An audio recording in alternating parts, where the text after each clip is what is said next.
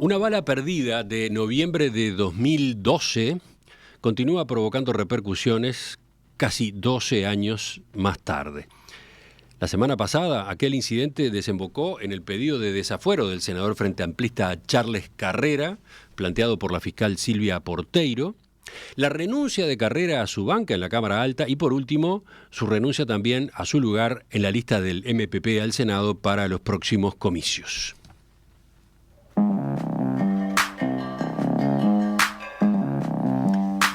Vamos atrás en el tiempo. En la noche del 12 de noviembre de 2012, aquella bala perdida hirió a Víctor Hernández, un albañil que vivía en La Paloma, frente a una casa del Ministerio del Interior donde residía el subcomisario Marcos Martínez. En esa casa, Martínez celebraba su cumpleaños con un grupo de amigos. Mientras tanto, Hernández estaba cenando con su pareja en su vivienda cuando escuchó disparos y salió a ver qué ocurría. En ese momento, según declararía después, observó un fogonazo que surgía de un costado de la casa del subcomisario y de inmediato se sintió herido de bala y cayó al suelo. Dijo que vio personas que salían corriendo desde el fondo de la casa de Martínez hacia el frente, cerraban esa casa y apagaban la música y las luces. Nadie se acercó a asistirlo. Hernández quedó parapléjico debido a la lesión que el disparo provocó en su médula. Un mes después, cuando se encontraba internado en el Hospital de Clínicas, recibió la visita del entonces director general de Secretaría del Ministerio del Interior, que era Charles Carrera. Allí fue donde el caso tuvo un giro y se convirtió en político. En enero de 2013, por gestión de Carrera, Hernández comenzó a cobrar tickets de alimentación por 20.000 pesos mensuales y luego, en julio de ese mismo año, cuando recibió el alta del Hospital de Clínicas, no se volvió a La Paloma, sino que fue trasladado al Hospital Policial. Junto con su hermano Daniel, que tenía su propia habitación, Hernández permaneció 4 años en ese establecimiento hasta enero de 2017. Ninguno de los Hernández cumplía con los requisitos exigidos por la normativa para recibir asistencia gratuita en sanidad policial. A lo largo de ese periodo, 4 años, el monto total de las prestaciones más las partidas de tickets mensuales otorgadas a Hernández ascendería, según cálculos de la fiscal Porteiro, a $260.000, $260.350. Paralelamente, el incidente original, en el que Víctor Hernández resultó herido, nunca pudo ser aclarado por la justicia. El caso tomó estado público 10 años después de aquel hecho de la bala perdida. ¿Y a quién correspondió la iniciativa? A los hermanos Hernández. Primero recurrieron a la justicia civil con una demanda contra el Ministerio del Interior por daños y perjuicios. Los demandantes consideraban que la asistencia recibida del Estado era un reconocimiento implícito de responsabilidad en el hecho que había dejado parapléjico a Víctor Hernández. Ante esa novedad, en noviembre de 2016, el abogado del Ministerio del Interior elevó un informe en el que recomendó que se dispusiera el cese de la atención médica y la prestación económica, dado que no existía ninguna norma que obligara al Ministerio a hacerlo. A Hernández se le dio el alta definitiva en enero de 2017. La justicia falló en 3 instancias a favor del Ministerio del Interior y contra Hernández, porque la demanda, el escrito, atribuía la responsabilidad a esa Secretaría de Estado por omisiones en el actuar policial y no por el balazo en sí. La justicia, en sus diferentes pronunciamientos, consideró que la omisión de servicio no hubiera evitado la lesión que ya se había dado. Sin embargo, eso sí, los magistrados destacaron que las prestaciones de asistencia sanitaria y económica constituían una situación anómala e indebida. Luego de que se frustrara ese reclamo en la vía judicial, los hermanos Hernández decidieron salir a la opinión pública y lo hicieron en el programa televisivo Santo y Seña. En agosto de 2022, allí se emitió un informe sobre el caso que incluía grabaciones ocultas con Charles Carrera realizadas por Daniel Hernández. Además de insistir en el reclamo de una compensación del Ministerio del Interior por la discapacidad provocada por el balazo de noviembre de 2012, se acusaba a Carrera de haber ofrecido la atención en el hospital policial para encubrir al subcomisario Martínez. Después del reportaje, vino una comisión investigadora en el Parlamento en la que el Frente Amplio decidió no participar y posteriormente una denuncia penal contra Carrera impulsada por las autoridades del ministerio, liderado en esa época por Luis Alberto Heber. Desde el primer momento, Carrera sostuvo que la atención que había dispuesto para Víctor Hernández estaba ajustada de derecho y apuntó contra Heber por una supuesta persecución política. Recordemos, Carrera había impulsado antes la denuncia penal por el acuerdo que Heber cerró en 2021, cuando era ministro de Transporte, con Catunasi para la ampliación de la concesión de la terminal de contenedores en el puerto de Montevideo. Carrera se defendió afirmando que tomó la decisión de ayudar a los Hernández porque pertenecían a una familia del interior vulnerable y dijo además que brindarles asistencia en sanidad policial estaba dentro de las autorizaciones especiales que él podía disponer. Sin embargo, la semana pasada la fiscal Silvia Porteiro pidió su desafuero por el delito de abuso innominado de funciones. En su escrito sostiene: emerge con total claridad que la internación de Víctor Hernández en el hospital policial es arbitraria e inmotivada, ya que no era funcionario policial ni familiar de policía, ni ingresa en las categorías lógicas de autorizaciones especiales. La fiscal Porteiro concluye que las razones humanitarias que pudieran alegarse para prestar asistencia a los Hernández no son justificativo para eludir el marco regulatorio. Si bien Carrera, ante esa novedad, decidió renunciar a su banca parlamentaria y también a la lista del espacio 609 al Senado para el próximo periodo de gobierno, no ha desistido de su posición. Continúa considerándose inocente. Así hablaba, por ejemplo, en rueda de prensa cuando anunciaba su dimisión al Senado. Yo realmente considero, ustedes saben que yo soy doctor en Derecho y Ciencias Sociales, soy abogado, y no comparto el análisis que hace la Fiscalía, pero en este caso mi deber como ciudadano y como militante político es renunciar y presentarme ante la justicia a los efectos de poder dar todas las explicaciones con la tranquilidad que siempre tuve. Usted dice que... Es decir, la tranquilidad que siempre tuve. ¿Por qué? Porque desde el primer momento que salieron las primeras denuncias, hace un muy buen tiempo, es decir, hace más de 2 años y medio, yo siempre les respondí todas las interrogantes a ustedes. Para entender los argumentos del doctor Carrera, para conocer las razones de su defensa, estamos con su abogado, el doctor Juan Manuel González. Doctor González, bienvenido, gracias por acompañarnos. Buenos días, muchas gracias a ustedes por la invitación. En la introducción yo hacía ahí un repaso bastante largo del caso y sin embargo me quedaba igual corto, me quedaban algunos detalles afuera. Por ejemplo, yo señalé que los hechos principales, o sea, el balazo que recibió Hernández, nunca se aclaró, no se pudo identificar quién fue el responsable del disparo. Sí se constató que un rifle calibre 22 había desaparecido de la comisaría de La Paloma. Es correcto, es correcto. ¿Qué pasó? ¿Por qué no ha sido posible determinar responsabilidades allí? ¿Usted está al tanto de ese aspecto? Sí, evidentemente. Lo que no ha sido posible es determinar con exactitud la procedencia de la bala. Es decir, se hicieron 2 pericias con resultados diferentes, contradictorios, pero en definitiva no se pudo establecer con precisión la procedencia de la bala. Lo que sí ocurrió, una dificultad probatoria en este caso, es que, si bien como tú señalabas correctamente, desapareció un rifle calibre 22 de la seccional policial, no es posible extraer los restos de bala del cuerpo de Víctor Hernández para cotejar, entonces, si esos restos son compatibles con ese rifle. Sí, los médicos han recomendado no realizar esa intervención porque sería peligrosísima, digamos, ¿no? Así es.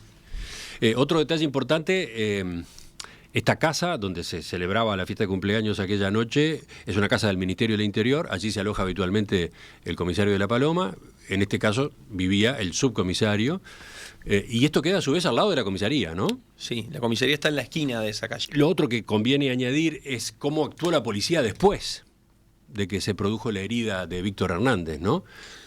El procedimiento, todo indica, fue deficiente. Sí, acá se señalan varias cosas que ocurrieron, es decir, por un lado está la discusión respecto de la procedencia de la bala, que no hay explicaciones lógicas, o por lo menos teorías alternativas lógicas y coherentes de otra procedencia que no sea de ahí enfrente. Pero más allá de la bala en sí, está que resultó probado en distintas instancias, en sumarios administrativos que se hizo en la órbita de asuntos internos del Ministerio del Interior, que el subcomisario recibe lo que es la noticia criminal, que no se requiere ninguna formalidad, sino que uno de los compañeros que están en su casa le dice están a los tiros afuera, y no atiende ese reclamo, ese planteo, es decir, lo desatiende, ¿no? Y lo ignora. Con posterioridad dicen que escuchan más disparos y quejidos y nadie va a prestar asistencia a esta persona. No se da cuenta a la autoridad, al juez, porque estamos hablando de que era Código de Proceso Penal anterior, no este nuevo. No se preserva luego la escena del hecho, no se impide que las personas presentes en el lugar puedan salir. En el caso ocurrió que muchas de las personas que estaban ahí salieron, volvieron, se bañaron en su casa, volvieron la mañana siguiente. La escena del hecho, como decía, no se preservó, no se puso un vallado que impide que ingresen personas, etc. Entonces hay testigos que dicen que a la mañana siguiente vieron a estas personas que estaban en el asado recorriendo la zona en busca de casquillos de bala. Entre otras omisiones que se han podido constatar, eso sí se pudo constatar, esas omisiones posteriores. Lo que no se pudo demostrar es la procedencia del disparo. Bueno, vengamos a las noticias de estos días. Vengamos al pedido de desafuero planteado por la fiscal Silvia Porteiro, que sostiene que Carrera habría incurrido en el delito de abuso innominado de funciones al disponer la internación de Víctor Hernández en el hospital policial para que continuara allí con el proceso de rehabilitación, acompañado además de su hermano en una habitación contigua. Primero y básico, ¿por qué Carrera sostiene que es inocente de ese delito? Bien. La pregunta es muy... Bueno, no sé si la pregunta es muy amplia, la respuesta es muy amplia, porque lo que lo hace inocente de este delito son muchos elementos. Este es un delito complejo. Esto es importante transmitirlo de forma clara. Es decir, acá cuando se evalúa la conducta, es un delito de corrupción, en definitiva, es un delito que persigue la corrupción. Cuando se evalúa la conducta de una persona a la luz de este delito, no se evalúa simplemente si estuvo bien o mal, no se evalúa si fue justo o injusto, no se puede evaluar desde la tribuna de Ámsterdam. Se evalúa con precisión, desde la ciencia, desde los libros, no es un delito así que lo pueda juzgar cualquiera. Para distinguir una rapiña de un hurto, yo te diría que casi que no hay que ir a Facultad de Derecho. Ahora, para imputar un delito de abuso de funciones, se requiere mucha precisión jurídica. Mucha precisión jurídica. Leo lo que dice el artículo 162 del Código Penal. Sí. Abuso de funciones en casos no previstos especialmente por la ley. El funcionario público que, con abuso de su cargo, cometiere u ordenare cualquier acto arbitrario en perjuicio de la administración o de los particulares que no se hallare especialmente previsto en las disposiciones del Código o de las leyes especiales. Ahí está. Entonces, hay tres elementos que uno tiene que rescatar ahí. El primero es un acto desde el punto de vista administrativo irregular, ¿no? El que dice que con abuso del cargo. Es decir, hay una no correspondencia entre las competencias que tiene asignada una persona, ¿no? Un funcionario público, y las atribuciones que se tomó. Es decir, la decisión que tomó no coincidiría exactamente con las competencias que tenía. Ese es el primer elemento. El segundo elemento es que tiene que ser un acto arbitrario. Y el tercer elemento es que tiene que haber sido dictado en perjuicio de la administración o de los particulares. Entonces, tenemos varios problemas. En el primer punto, lo que tiene que ver con la atención de Víctor Hernández en el hospital policial, ¿no? Y ahí podríamos hablar de esa regularidad o irregularidad. Lo cierto es que existe, como tú lo mencionabas al principio, está taxativamente previsto cuáles son los grupos de personas que tienen derecho a atenderse en el hospital policial. Pero desde siempre, desde toda la vida, desde toda la existencia del hospital policial, y eso se hizo un poco más formal desde el año 2001 para adelante, se creó lo que se llama el régimen de autorizaciones especiales. Esto es una facultad discrecional del Director Nacional de Sanidad Policial para conceder una autorización a una persona que no forma parte de ninguno de los grupos establecidos en esa normativa. Entonces, desde toda la vida, y que se hizo luego, como decía, un poco más formal, se le dio un poco más de forma, existe ese mecanismo. Este mecanismo no es una cosa irregular, ni una llamada telefónica, ni algo de pasillo.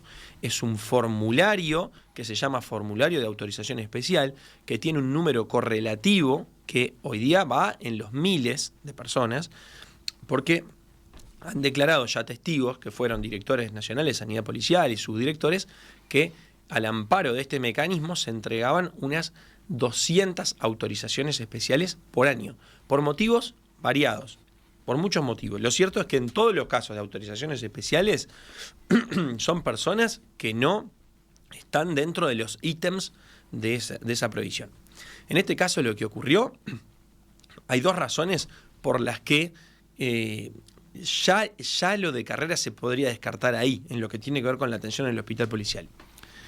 La primera es una cuestión de competencias, es decir, hay una persona que es la competente sobre ese riesgo, es la competente para tomar esa decisión, que es el director nacional de sanidad policial. Carrera no es jerarca, por el organigrama del Ministerio del Interior, no es jerarca del director nacional de sanidad policial, no tiene potestad para darle orden alguna. Lo que ocurrió en los hechos es que la cúpula del Ministerio del Interior recibe este paquete problemático, ¿no? Este problema, y valorando, barajando posibilidades de cómo poder ir un poquito más allá y no sentarse en el sillón de la burocracia y decirle a esta persona, mirá, mis normas no me permiten hacer absolutamente nada contigo, hacerle un juicio al Estado y esperar 6 años y algún día obtener esa indemnización, en aras de cuestionarse un poquito las normas y de ir un poquito más allá, se le consulta a Sanidad Policial. ¿Tenemos posibilidad de darle ingreso a esta persona? ¿Hay algún mecanismo que...? Sí, se puede. Punto. Entonces, Sanidad Policial, la dirección de la época de Sanidad Policial alega que recibió una orden, incluso una orden verbal. Claro, esa orden no está acreditada en ningún lado, ¿no? Pero además hay que ver después la imperatividad, la coercitividad de esa orden. Evidentemente que no puede venir mañana el presidente de ANCAP a decir que un legislador le dio una orden, ¿no? Y entonces tomé esta decisión porque un legislador me dio la orden. Bueno, jerárquicamente Carrera no es el jerarca, valga la redundancia, del director nacional de sanidad policial. Y si lo fuera, hay que ver si esa orden es tan manifiestamente ilegítima como se sostiene ahora, no la puede acatar. Uno no puede acatar una orden porque sea una orden simplemente. Tiene que hacer un análisis de la regularidad, de la licitud de esa orden. Las órdenes no son una cosa ciega que el subalterno las tenga que acatar. Que en este caso, además, el director nacional, ninguno de los, porque acá fueron varios directores de sanidad policial que firmaron autorizaciones para Víctor Hernández en distintos periodos, y ninguno de ellos fue subalterno de Carrera en ese sentido. ¿Por qué hace esa puntualización entonces? ¿Usted dice que en realidad la responsabilidad está en los directores de sanidad policial? Perdón, entonces yo lo que estoy diciendo es, por un lado, competencias, ¿no? Esa decisión la toma la persona que la tiene que tomar. Por otro lado... Pero la persona sostiene que recibió una orden del director general de Secretaría del Ministerio. Bueno, esa orden no está acreditada en ningún lado. Pero además, si hubiera una orden y es ilegítima, no la tiene que acatar. Ese es el problema. Lo que pasa es que yo paralelamente sostengo que no es ilegítimo. A ver, sigamos entonces. Son dos puntos. Es una cuestión de competencias y además es que no es ilegítimo. ¿Por qué? Porque está la discrecionalidad del director nacional de sanidad policial para otorgar autorizaciones especiales. Entonces, cuando se evalúa esto de quienes tienen derecho, se dice, tienen derecho los grupos A, B, C, D, E, y existe el régimen de autorizaciones especiales, que en principio se usa para estos casos. Una fórmula abierta, en principio se usa para estos casos. Y se usará también para otros en el que el director entiende que corresponde autorizar. Es una facultad discrecional del director. Entonces, por eso yo digo, no es ilegítimo lo que hizo el director. Si lo fuera, es su competencia, no la de Carrera. Tenemos esos dos elementos en lo que tiene que ver con el primer punto de este delito, ¿no? Ese abuso del cargo. Después pasamos a la arbitrariedad del acto. Esto es un concepto complejo. El acto arbitrario no es, yo leo el pedido de desafuero y dice que fue indebido. Está bien, entonces estamos hablando de lo primero, estamos hablando de la irregularidad. Sí, dice una situación anómala, indebida e irregular. Esas son palabras de la fiscal, ¿no? Yo quiero repasarle algunos de los conceptos que la academia ha vertido, los últimos conceptos, los más novedosos, que la academia ha vertido sobre en qué consiste el acto arbitrario. Lo mismo, lo que ha dicho la Suprema Corte de Justicia, en qué consiste el acto arbitrario a la luz de este delito, y lo que ha dicho, bastante más cercano en el tiempo, lo que ha dicho la propia Fiscalía al investigar causas a la luz de este delito, causas bastante conocidas, como la del puerto, la de la concesión del puerto y la del Antel Arena, que se pronunciaron sobre la relevancia penal de esos hechos a la luz del delito de abuso de funciones. En la causa del puerto, así lo decía el fiscal que archivó la investigación, quien abusa de su poder no necesariamente realiza un acto arbitrario en el ámbito jurídico penal, sino persigue la finalidad de querer actuar con evidente falta de fundamento, con irracional disenso en la función y persiguiendo la obtención de un perjuicio a la administración o particulares, un obrar espurio. En la causa de Antel Arena, se dice en definitiva, a juicio de esta representación fiscal, las eventuales pérdidas en el erario público, en particular en Antel, no configuran por sí mismas el delito de abuso innominado de funciones, si no se acredita la comisión de un acto arbitrario deliberadamente dirigido a causar un perjuicio, lo cual en la instancia no se advierte. Una de las últimas publicaciones sobre este delito la hizo el profesor Diego Silva Forné en la Universidad de la República, en la Facultad de Derecho, y él dice: el elemento esencial de esta figura delictiva, que es la referencia subjetiva mencionada, esto es, que además de la ilicitud administrativa que resultare del abuso del poder conferido para el cargo, el actuar funcional busca deliberadamente un fin espurio, persiguiendo o aceptando conscientemente el perjuicio para la administración de los particulares, lo que hace que el acto sea arbitrario, agravando sustancialmente la inconducta y habilitando su persecución penal. Por lo tanto, para que pueda existir adecuación de la conducta al tipo penal descrito en el artículo 162 del Código Penal, no resulta suficiente que el funcionario público actúe con abuso del poder conferido para el cargo que ocupa, sino que es necesaria una visión subjetiva respecto de su actuar, ya que debe verificarse la voluntad de hacerlo de manera arbitraria. La Suprema Corte ha dicho: por arbitrario debe entenderse todo aquello que es o se presenta como carente de fundamentación objetiva, como incongruente o contradictorio con la realidad que ha de servir de base a toda decisión, como desprendido o ajeno a toda razón capaz de explicarlo. La Corte ha dicho que la finalidad espuria del acto arbitrario es que sea contrario al interés público. Y ha dicho también: no puede calificarse como abusivo o que haya estado orientado a provocar un perjuicio a la administración. Antes bien, parece haber sido un accionar que quizás en forma desprolija buscó una salida a una situación tremendamente compleja en la que estaba el ente a causa del obrar de su anterior presidente. Como bien lo consigna el señor fiscal de Corte en su dictamen, las acciones llevadas a cabo por estos indagados podrán eventualmente ser pasibles de generar responsabilidad en el plano civil, administrativo, o podrán ser llamados a responsabilidad política, pero no corresponde el reproche penal. Y la última, del profesor Langón, ya escrita hace unos años, dice: un acto que encierra un quehacer abusivo del poder público, contrario a la equidad, la justicia o la razón, en daño del derecho ajeno, eliminada que sea toda venalidad. El delito no requiere que se cause efectivamente el perjuicio, sino que es la finalidad que se endereza la actividad del actor, constituyendo un claro elemento subjetivo del tipo. El delito no consiste, como se dice habitualmente, en abusar del cargo, sino en cometer actos arbitrarios en perjuicio de la administración o de los particulares. Hacíamos un collage ahí de posiciones sobre lo que es este delito. Sí, seguramente a los oyentes les puede haber resultado hasta un poco larga, digamos, la serie de citas, ¿no? Pero en definitiva, entonces, lo que usted sostiene aquí, con respecto a la tipificación que maneja la fiscal, es que esto no es delito de ninguna manera. No es delito.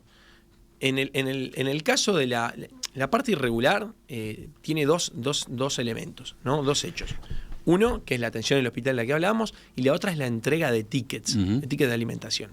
Que en ese caso sí, yo no puedo discutir, como discuto en el caso de la autorización especial, esa regularidad, porque ahí la norma no da un giro abierto, que dice los tickets están destinados a esto y a alguna otra cosa más que surja, y no le da la discrecionalidad a un jerarca. Lo cierto es que esos tickets de alimentación también en algunas ocasiones, en otras ocasiones, se han usado para otros fines, que no son para lo que está dispuesto, que es son tickets para las canastas de fin de año, por ejemplo. Canastas de fin de año, exactamente.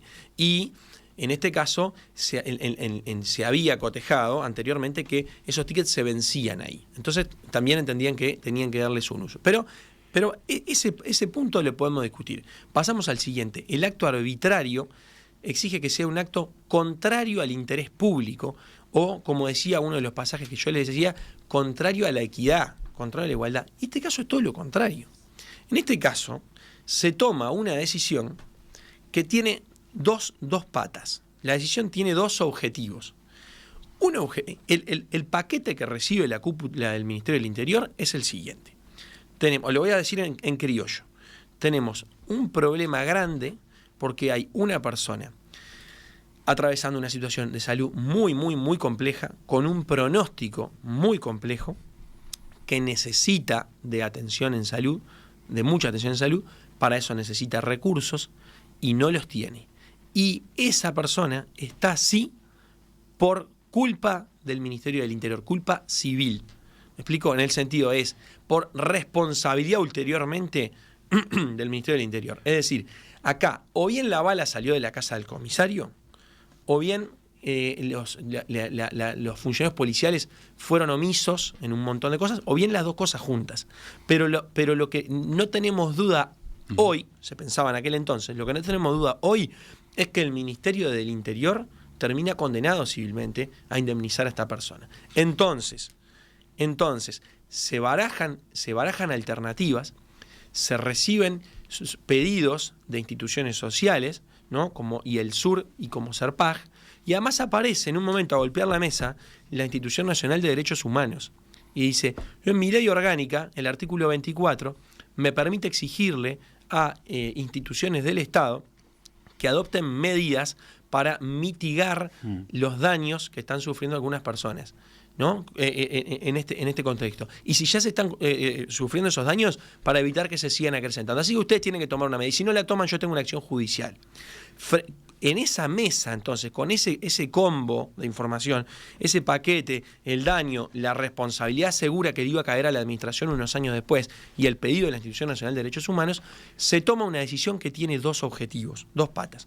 Por un lado, lo humanitario. Por otro lado, lo económico.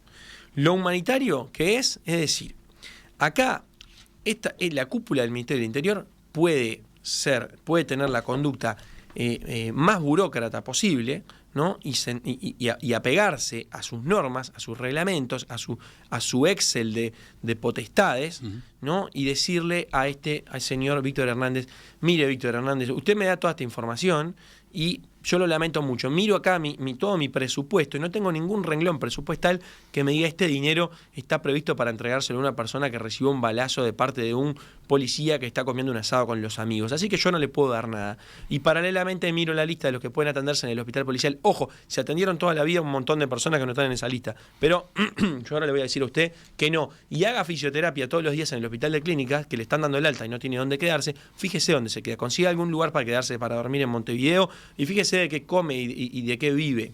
Esa era una decisión que se apegaba a la norma. Esa es una decisión que desde el punto de vista de eso de la regularidad del acto, el primer requisito que veíamos del delito, iba a ser irreprochable desde el punto de vista de la regularidad del acto. Moralmente capaz que era un poco más reprochable. Entonces tiene esa pata humanitaria la decisión. Y después tiene una pata económica. Y es la siguiente.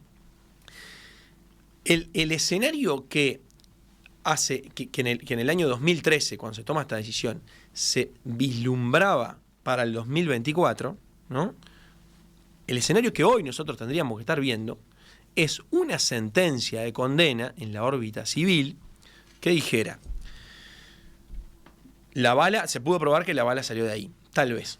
Eso todo indicaba que era altamente probable. Pero si eso no pasaba, igual teníamos que sí se pudieron comprobar un montón de omisiones posteriores, que lo que hicieron no fue dañar la columna de Víctor Hernández, sino dañar su derecho. Lo que hicieron esas omisiones fue dañar su derecho. ¿Por qué? Porque al no preservar la escena del hecho, no le permiten a él, después, el día de mañana, tener pruebas para iniciar un juicio.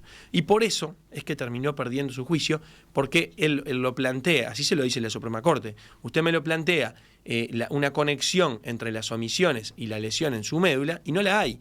Lo que hay es conexiones entre las omisiones posteriores y la lesión de su derecho. Usted no lo puede reclamar porque de ahí se fueron todos, se escaparon, etcétera, etcétera. Entonces, lo que tendría que estar pasando hoy, en la mirada del año 2013, es una sentencia que condenara al Ministerio del Interior a indemnizar a Víctor Hernández, pero afortunadamente esa sentencia lo que iba a decir es, como se tomó esa decisión, Víctor Hernández está bastante mejor de lo que pudo haber estado si no se hubiera tratado. O sea, lo que usted dice es que la decisión que se tomó de internarlo en el hospital policial y ofrecerle allí los servicios que terminó teniendo, más el alojamiento de su hermano, fue adelantarse a una sentencia que tiene las dos patas. Que iba a beneficiar, entre comillas, a Víctor Hernández, adelantarse y permitir que el tratamiento pudiera continuar en el momento en que lo requería. De eso está hablando usted. No esperar a la sentencia que podía demorar años. Exactamente. La justicia en este tipo de casos es muy dura. ¿Qué le dice la justicia? ¿Qué le dice la norma a una persona que está en la situación de Víctor Hernández? Usted lo que tiene que hacer es un juicio al Estado, primero haga una conciliación, después un juicio en lo contencioso administrativo, después cuando salga una sentencia la van a tener que apelar en un tribunal de apelaciones en lo civil y después posiblemente vaya a la Suprema Corte. Capaz que estamos hablando de 6 años, 7 años. Al finalizar eso usted va a obtener una indemnización y con esa indemnización va a hacer lo que pueda. Si es que todavía le queda algo de ganas de vivir, va a hacer lo que pueda. La duda que me queda, si sigo su razonamiento... Perdón, entonces me faltaba el último punto, que es decir, esa sentencia estaría diciendo, el daño no es el mismo daño moral, el que yo tengo en el 2024, si desde el 2013 estoy en la calle, en una esquina, en una silla de ruedas, sin sustento económico, que si estoy calentito en el hospital policial, haciendo la fisioterapia todos los días y con una partida que me permita por lo menos atender necesidades básicas mínimas. No es el mismo daño. ¿Me explico? Ahora, y no son las mismas incapacidades tampoco. Ahora, la duda que a mí me queda, si sigo su razonamiento, es la siguiente. Está claro que las autoridades del Ministerio del Interior se enfrentaban en una situación muy especial, a un hombre que había quedado discapacitado aparentemente por culpa de una bala proveniente de un arma policial.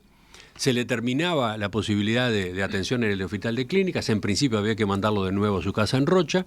Entonces se puede entender que desde lo humanitario, e incluso en ese otro flanco que usted abre, anticipación a una sentencia por daños y perjuicios que pudiera venir años después, el Ministerio quisiera apoyar, quisiera suministrarle atención y servicios a Hernández en sus instalaciones. La gran pregunta que a mí me queda es ¿por qué se resuelve hacerlo de manera opaca, casi que a escondidas? Eso es otro gran error que se ha planteado en este caso. A ver, ¿no hubiera sido más lógico, teniendo en cuenta el brete que usted describía, ¿no? ¿No hubiera sido más lógico, por ejemplo, ir al Parlamento? Que el ministro del Interior de la época, el director general de Secretaría fuera del Ministerio, expusiera este dilema, este cruce de caminos y dijera, ¿qué hago? Bueno, a ver... ¿qué hago? Dos cosas ahí. Contéstenme ustedes, estimados parlamentarios, ¿qué hago? Porque todo es complicado de resolver, ¿no? Dos cosas. ¿Me permite hacer una pausa? Sí, claro. Porque estamos ya bastante corridos de la hora. La fiscal Silvia Porteiro pidió la semana pasada el desafuero del entonces senador Charles Carrera porque prevé imputarle el delito de abuso innominado de funciones por su actuación en el caso de Víctor Hernández, a quien se le habilitó atención en el hospital policial, pese a que en rigor no le correspondía, no era funcionario ni familiar de funcionario policial. ¿Cuáles son los argumentos del doctor Carrera? Estamos conversando esta mañana con su abogado, el doctor Juan Manuel González. Doctor González, yo le dejaba plantear esa pregunta. ¿Por qué ante este caso tan complejo, este paquete, como usted lo definía hace un rato, a la hora de resolver que lo que correspondía, por razones humanitarias incluso, era ofrecerle atención en el hospital policial y alojamiento para su hermano, para que pudiera acompañarla durante los meses que fuera necesario. ¿Por qué si había que tomar esa decisión no se abrió? No se abrió al Parlamento, por ejemplo. No sé si al Parlamento le corresponde aprobar una cosa de estas, pero notificar, discutir qué salidas entendía el sistema político que había para un caso como ese. Bien, tú me manejás el término opacidad, de manera opaca. ¿Viste? ¿Por qué esto se hace de manera opaca si tiene esto? Esto no se hace de manera opaca de ninguna forma. No se comunicó oficialmente, públicamente. Esto tiene el ingreso en el hospital policial, que no es uno solo, son varios, porque en cada salida y vuelve a entrar es un nuevo ingreso, está todo documentado, están todas las autorizaciones especiales de eso lo entiendo. Mi pregunta apuntaba a la comunicación, a la opinión pública, a la ciudadanía, al sistema político. Y todas las entregas de dinero están documentadas, es decir, están los correspondientes recibos, los remitos, retira Dirección General de Secretaría, está la firma de carrera. De opaco no hay nada, y eso está todo guardado, esa documentación archivada correctamente, cursa los carriles correspondientes, se somete a los controles correspondientes, porque estos tickets los entrega el Departamento de Tesorería, que tiene que hacer un control cuando lo entrega y hace un arqueo de caja al final. Es decir, esto de opaco no tiene nada, está todo documentado. Ahora, que con el diario del lunes alguien diga, ¿y por qué no lo comunica? Digo, que eso tenga que ser debatido en el Parlamento no surge de ningún lado. No. Es una posibilidad que a mí se me ocurre como forma de validar, como forma de validar un procedimiento que era evidentemente discutible. Bueno, ¿no? En todas en todos los ministerios y en todos los entes del Estado se toman decisiones, muchísimas decisiones, todos los días que se valoran en la órbita interna. Lo que pasa es que con el diario del lunes, alguna que después nos pareció, una que se complicó accidentalmente. Accidentalmente se complicó esta decisión por lo que pasó. Porque si hubiera habido una sentencia de condena en lo penal que le imputara responsabilidad penal a alguno de los policías y encontrara al autor, también hubiera habido después una sentencia de condena civil, y en este caso no estábamos hablando así. Ahora, como pasaron esas cosas accidentalmente, que Carrera no tiene absolutamente nada que ver, ni que se haya perdido el juicio penal, ni que se haya perdido el juicio civil, como pasaron esas cosas, ahora nos cuestionamos todo lo que pasó y cómo no fueron al Parlamento, cómo no lo hablaron con la opinión pública. Pero que las decisiones no se hablan con la opinión pública dentro de los ministerios y adentro de los entes, se valoran en la interna y se resuelven. A mí hay una cosa que me parece que es muy importante aclarar acá, es decir, y conectando con el acto arbitrario y la finalidad espuria, ¿qué es lo que ganaba Carrera con esta decisión? ¿Qué es lo que buscaba ganar? No buscaba ganar nada. Carrera tenía todas las posibilidades de quedarse cómodo en su sillón y limitarse, apegarse estrictamente a su norma administrativa y no ponerse en riesgo absoluto. Y fue contra el borde de la norma a los efectos de buscar ser un poquito más amigable en ese sentido, ¿no? Humanitario, de ser más considerado con la persona que claramente todo le indicaba que había sido injustamente dañada, una injusticia terrible por el Ministerio del Interior, por responsabilidad del Ministerio del Interior, y entonces toma estas decisiones. Lo que pasa es que después la familia, el damnificado y su familia,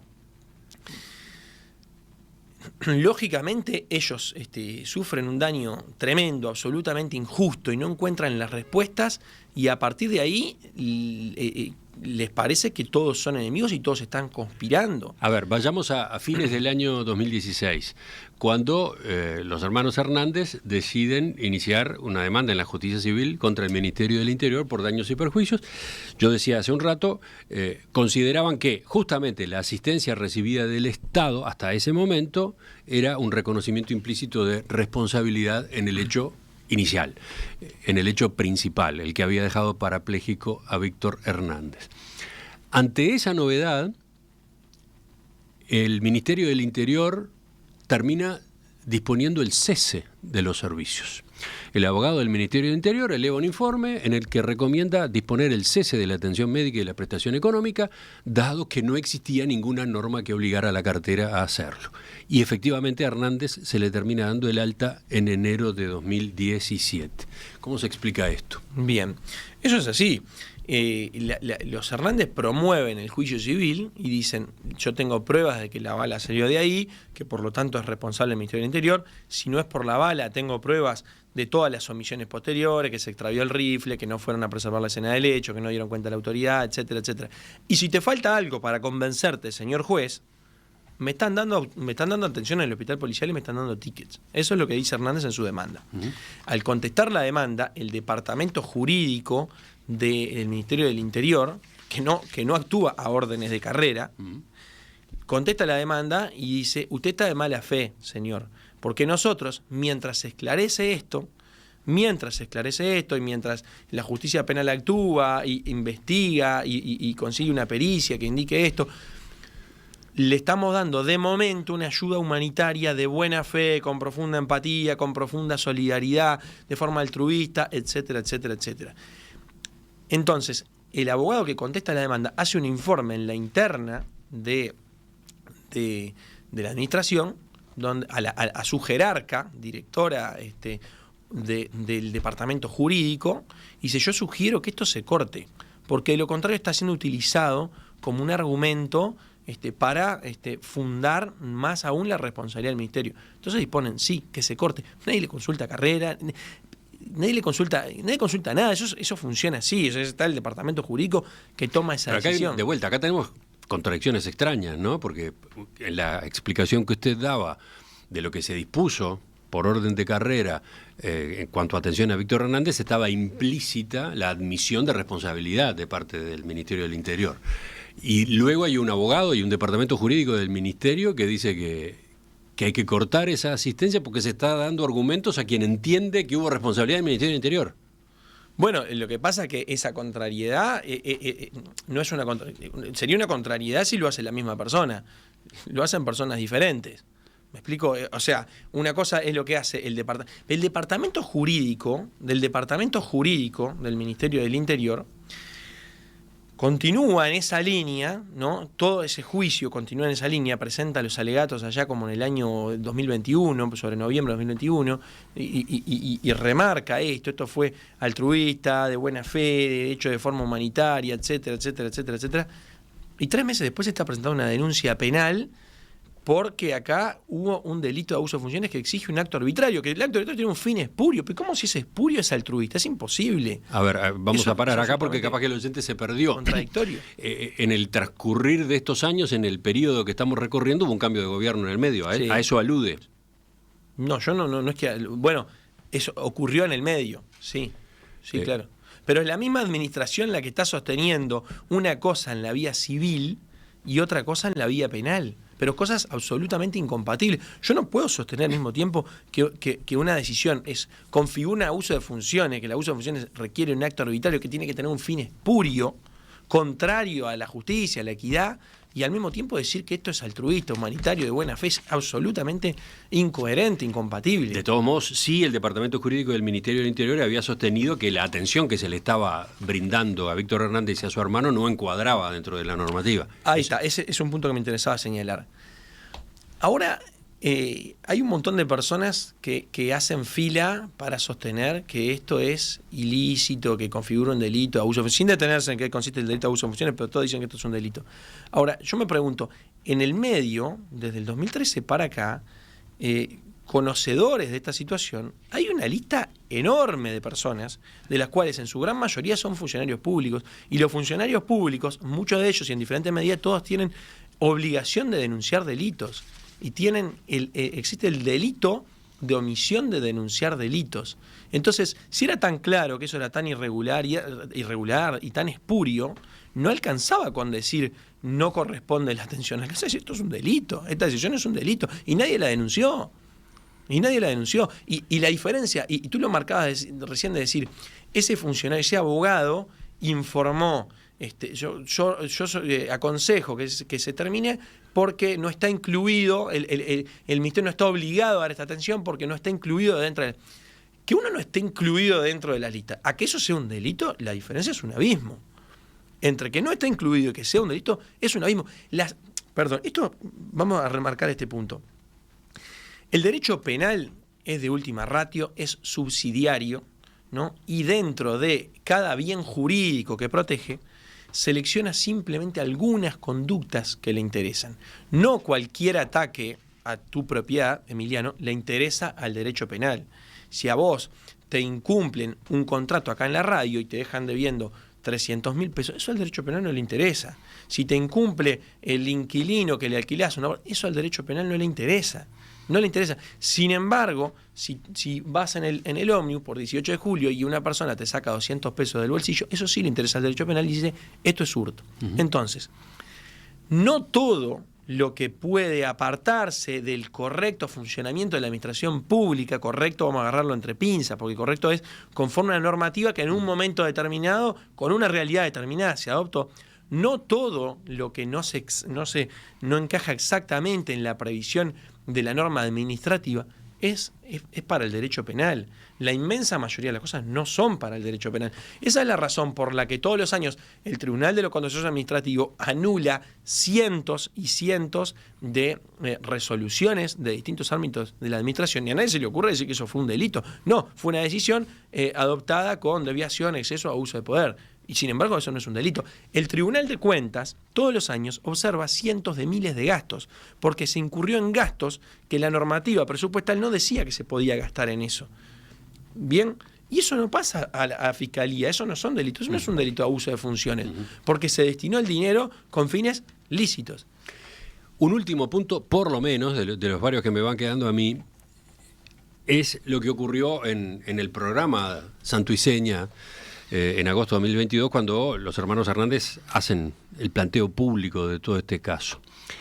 En esa ocasión presentaron audios grabados de uno de los encuentros con Charles Carrera, cuando Víctor Hernández estaba todavía internado en el hospital policial. Le propongo que escuchemos algo de ese registro. Sí. Escuchame una cosa acá.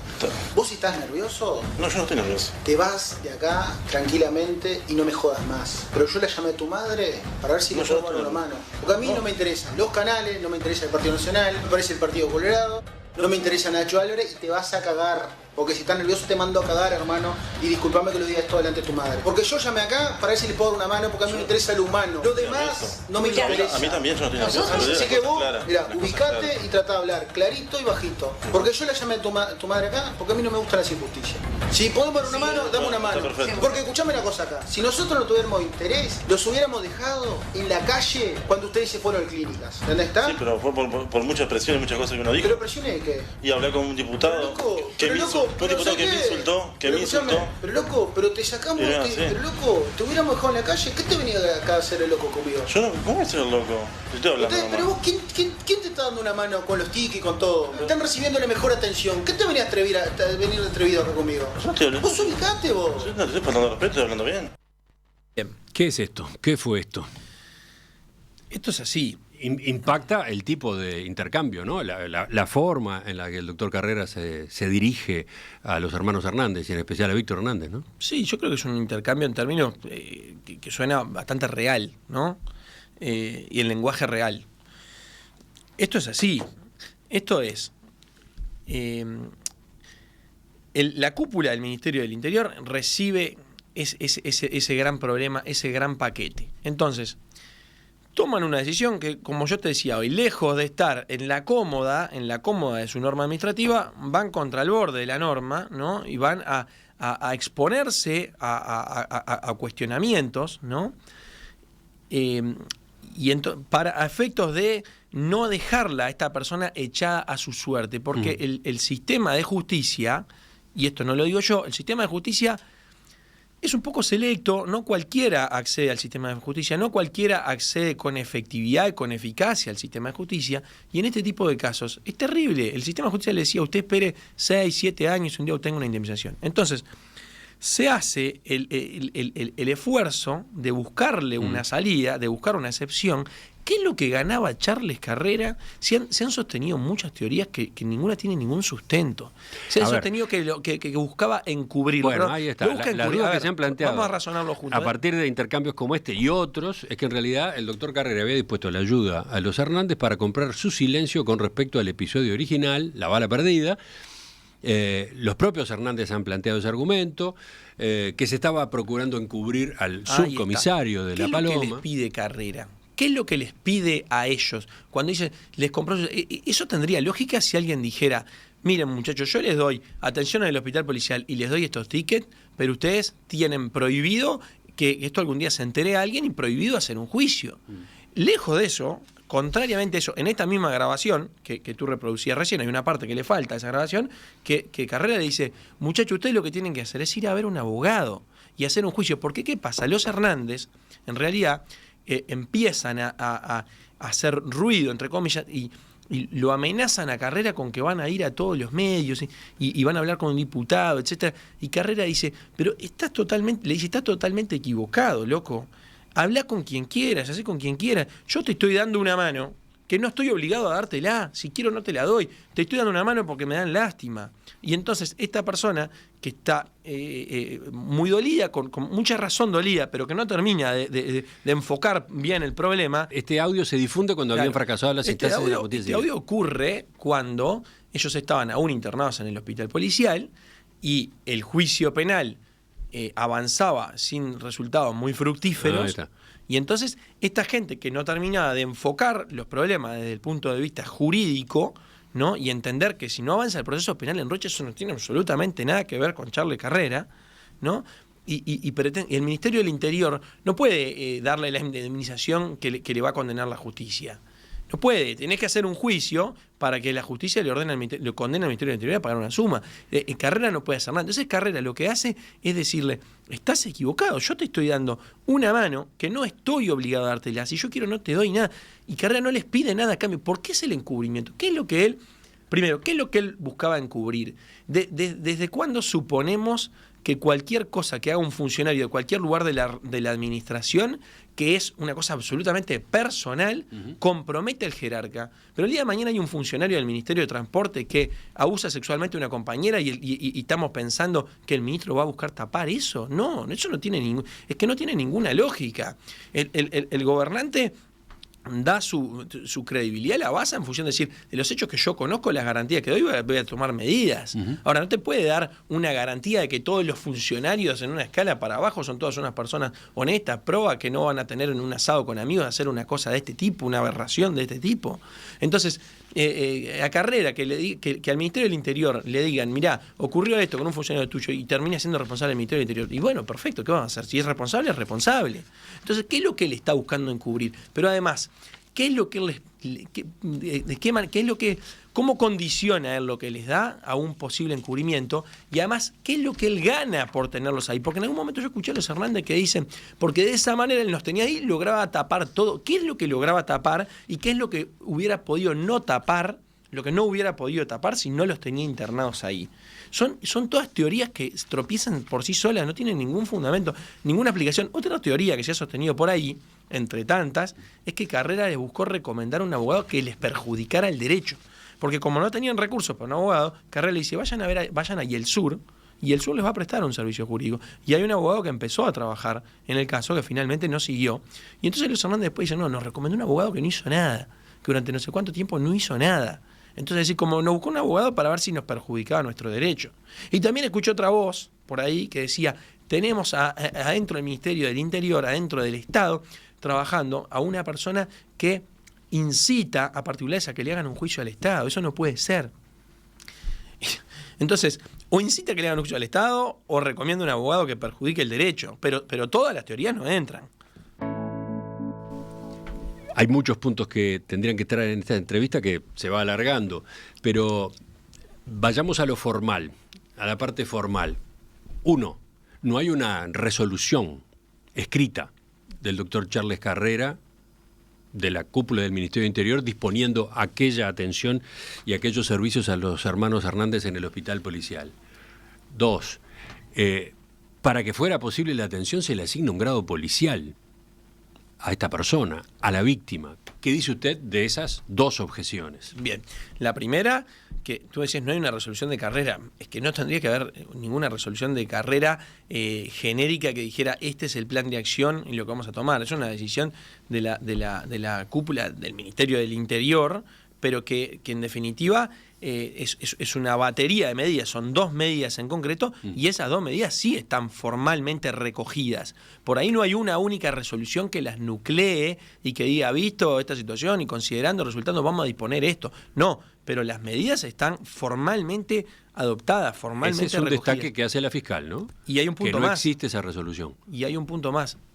Claro, pero ¿cuántas decisiones se toman en la administración que dicen vamos a hacer esto y esto? Y entonces se registra, vamos a hacer A y B. Y entonces después se dicta una resolución donde se registra A y una resolución donde se registra B. Y por ahí no se registró la resolución que dice visto, considerando, resultando, resuelve, vamos a hacer A y B. Bueno, es una formalidad que tal vez alguien vendrá, un administrativista, y decía, podría haber estado mejor.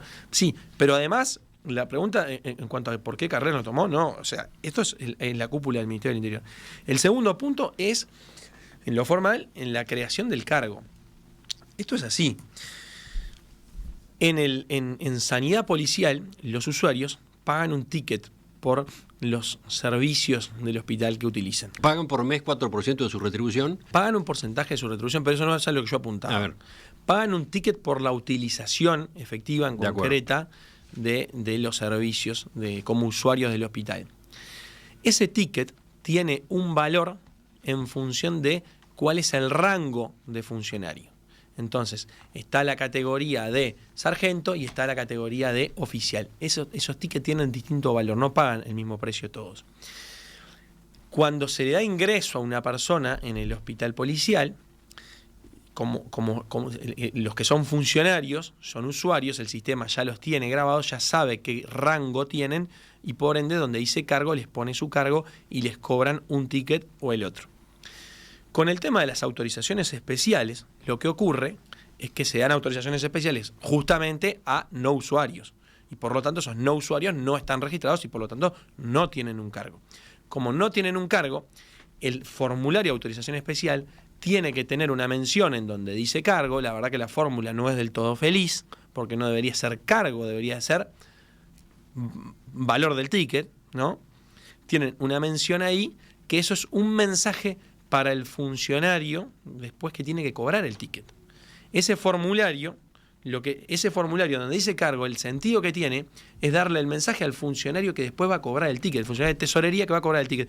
¿Qué valor de ticket cobra ese funcionario? Se tiene que fijar en ese usuario. En el caso de autorizaciones especiales, por defecto, el sistema, en vez de colocarle el cargo más bajo de sargento para que pague el ticket más bajo, el sistema por defecto le coloca el cargo más alto, que es el de oficial subayudante. Todas las autorizaciones especiales, las 200 que se dan por año, tienen ahí colocado cargo oficial subayudante. Usted dice que eso ocurre siempre.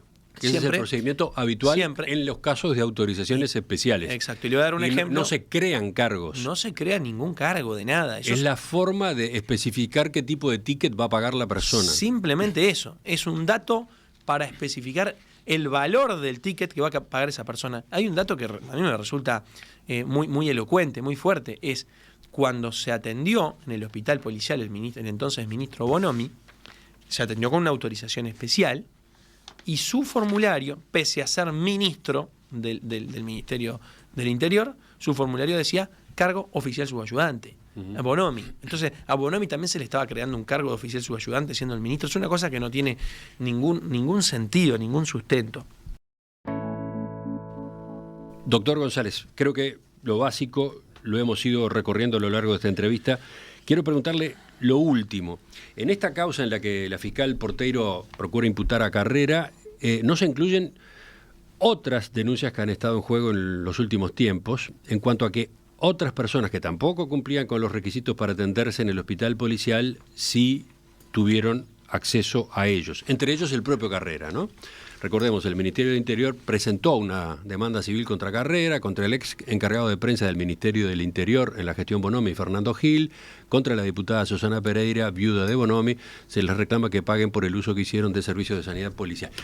Esto no está incluido, no tiene relación con la solicitud fiscal. No tiene relación con la solicitud fiscal, no está incluido. ¿Y qué dice usted en nombre del doctor Carrera a propósito de estas situaciones que de algún modo han formado parte de todo el debate político? Sí, han formado parte un poco del show, ¿no? La verdad, pero es que no forman parte del pedido de desafuero que hace la fiscal. Igual yo le puedo decir algo. La costumbre, los usos y costumbres son fuente material del derecho. Son fuente material. Es decir, en algunos casos el derecho presta atención a la costumbre, recurre a la costumbre. Históricamente, en sanidad policial, se atendieron jerarcas del Ministerio del Interior, secretarios y familiares también. Buscando un poco las explicaciones a esa costumbre, a ese uso, 2 funcionarios declaraban en la investigación parlamentaria, en la comisión investigadora que se hizo, y ellos decían, para nosotros, que los jerarcas del Ministerio del Interior se atendieran en el hospital policial era un reconocimiento a nuestra institución.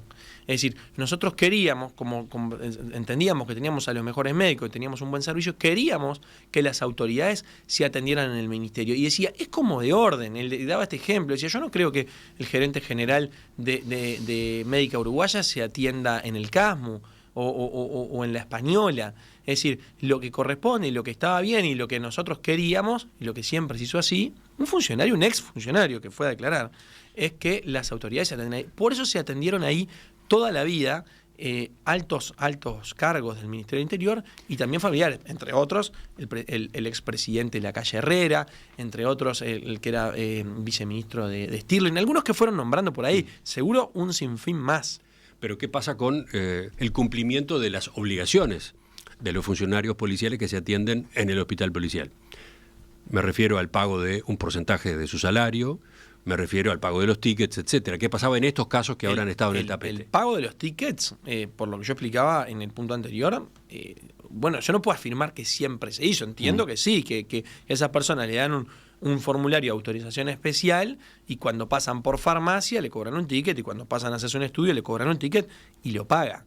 Ese es el uso y la costumbre y cómo se entendió desde siempre el uso del hospital policial. Ahora, hay un punto... ¿Y la contribución mensual para tener derecho a estos servicios? Bueno, evidentemente que eso son personas que están en otro sistema, que están por FONASA, que aportan a FONASA, y digo, habrá que discutirlo en la órbita correspondiente si eso está bien o mal. Es un uso y una costumbre que lo hicieron toda la vida. Fue muy elocuente un ex director de sanidad policial que declaró en la comisión investigadora, declaró en un sumario administrativo en la órbita de sanidad policial, y él dice, le menciona el asunto de Calabria. Dice, Luis Calabria. Si no le llamaba la atención, dice, que fuera director general de Secretaría en este periodo. Exacto, ¿no? Si no le llamaba la atención que hubiera utilizado el hospital policial, dice, no, lo que me llama la atención es que haya renunciado por eso. Si toda la vida lo hicieron todos y todos lo aceptamos y eso estuvo bien visto, renunció ahora para darle coherencia a este planteo, pero la verdad es que no lo hizo